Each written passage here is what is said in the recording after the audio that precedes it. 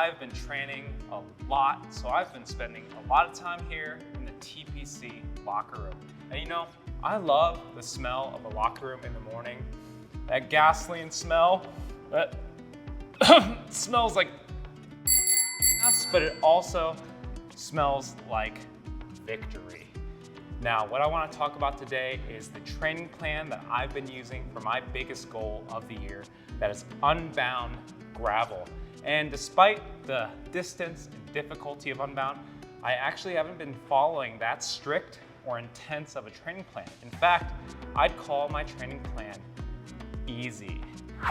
Now, before we get into all that, don't forget we have a coupon code that is good until Unbound starts this year. It'll get you $50 off an order of $200 or more at theproscloset.com, so be sure to check that out. Now, back to training.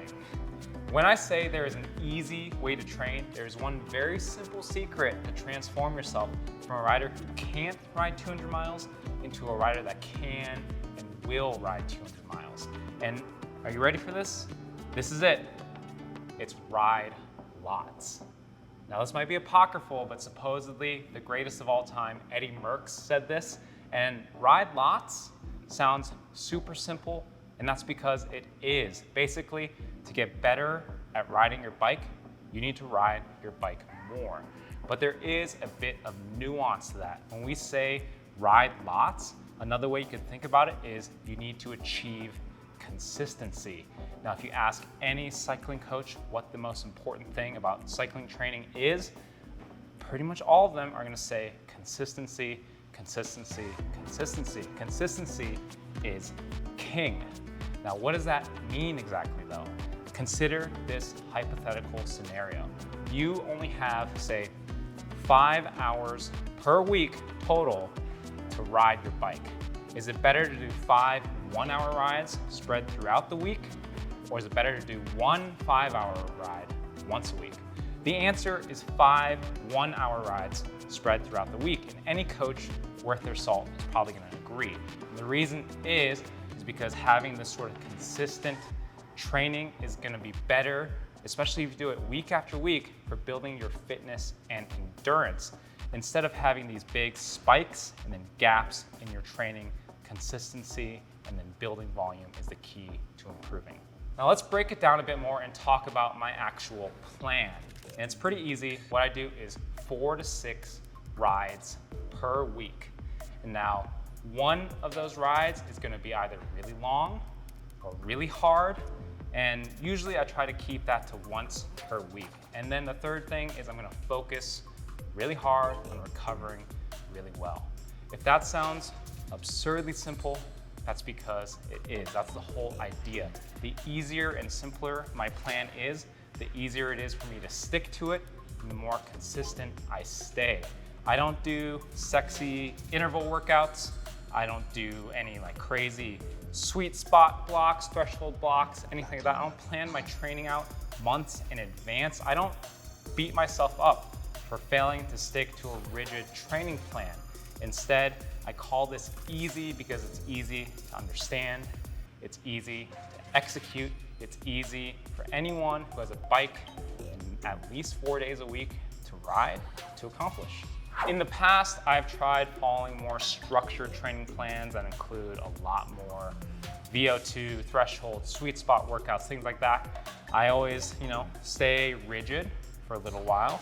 Then I fall off and start missing workouts. And what happens is this sucks a lot of the joy out of cycling for me, and it actually stresses me out. So in the past few years, I've tried to move away from this. Sticking to a much simpler framework, it just makes my life easier because it's a lot more flexible. I can adapt what I'm doing every week to whatever my schedule or time allows.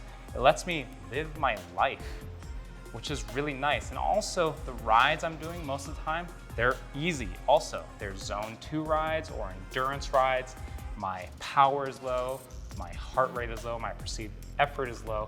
I'm just getting out there and greasing the groove. And this is important because by riding easy most of the time, I can ride more because I don't have to recover as much. And that helps me stay consistent and build more volume over time. I might only have 5 hours a week to ride, but I am riding 5 times a week, and I've been doing this week after week for for years. And what this means is that I've built a foundation that is pretty decent, and it's good enough that I pretty much don't worry about the distance or difficulty of any race I'm entering.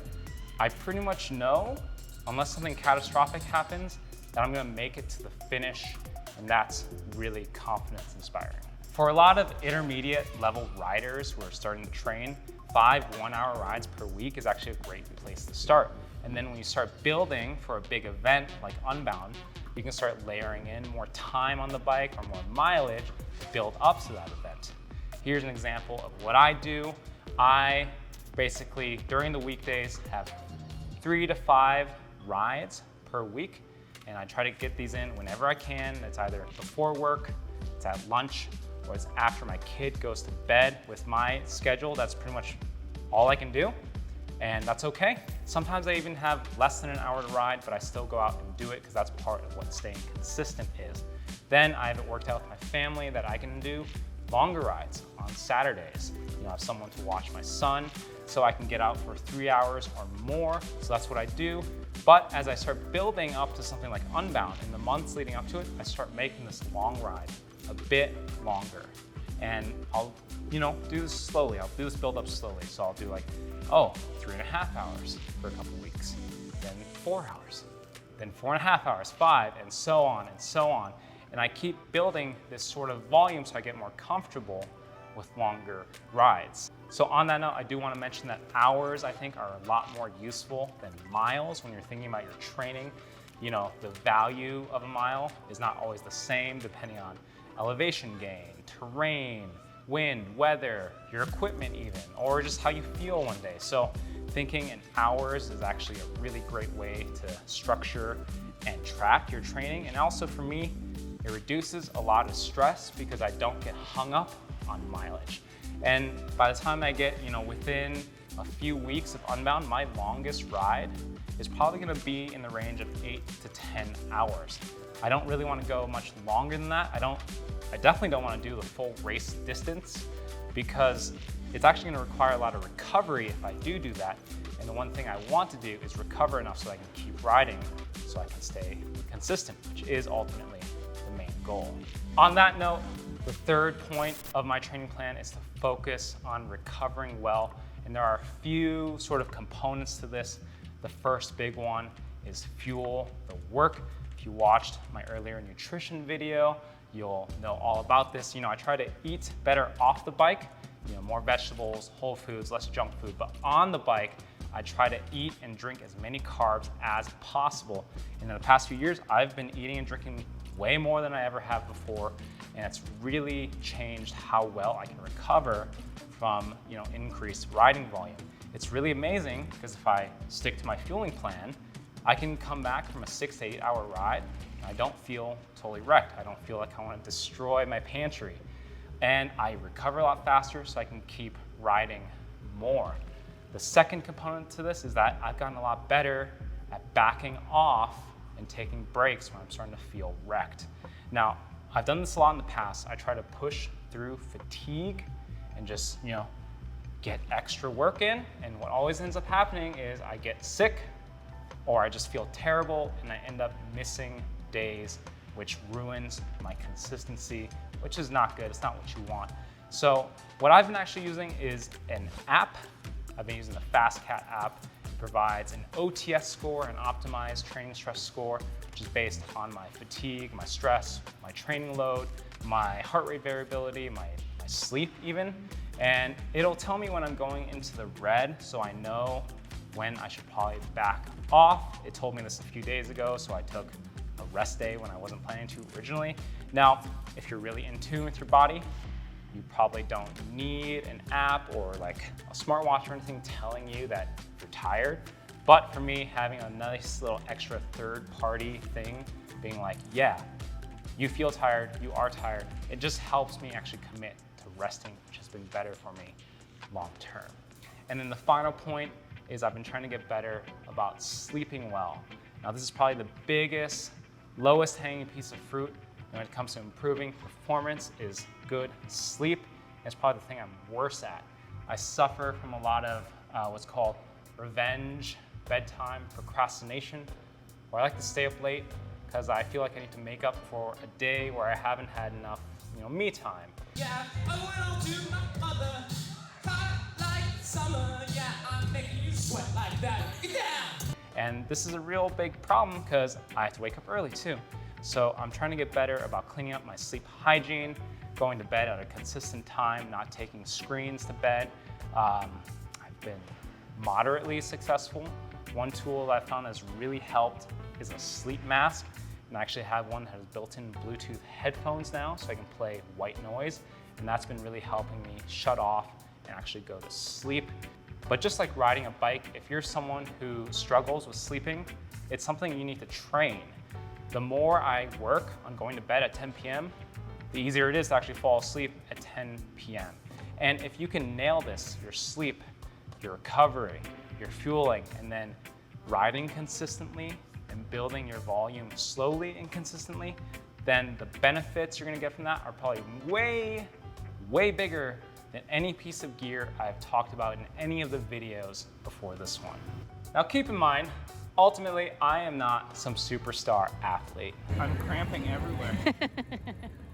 I'm not fighting for podiums or age group results even. I am just someone who thinks riding 200 miles is fun. And that's a really nice place to be fitness-wise. So my training plan is not optimized in any way, but I think it'll work really well for a lot of normal people. People who have family, work, stress, obligations, all this crap in your life to contend with. And it lets you just chill and ride your bike and just trust that you're gonna get better. And the biggest thing is that it will definitely, probably, help you make it to the finish line without feeling absolutely miserable the entire race, which for a lot of us, that's all we want. Now, if you do want to take your training to the next level, the best thing you can probably do is get a coach, because a coach can make a structured and targeted plan. They can keep you on track and accountable, and they can listen to your pain points and adjust things as you're training and talk to you. And if you want to become the best athlete possible, a coach is probably the best way to do it. But maybe you're not ready for that sort of relationship with another person. Well, what I found really cool is that we live in the 21st century and there are AI coaches that you could use. I've played with recently, the Trainer Road app and the FastCat app. I had them both make me a training plan this winter for Unbound, which I have completely failed to follow, but maybe you could have success with that too.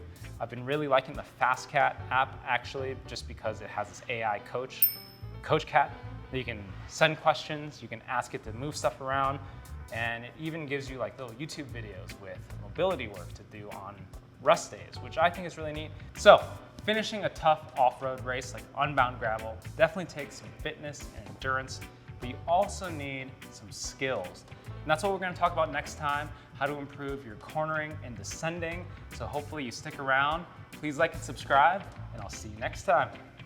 All right, let's get that consistency. Good.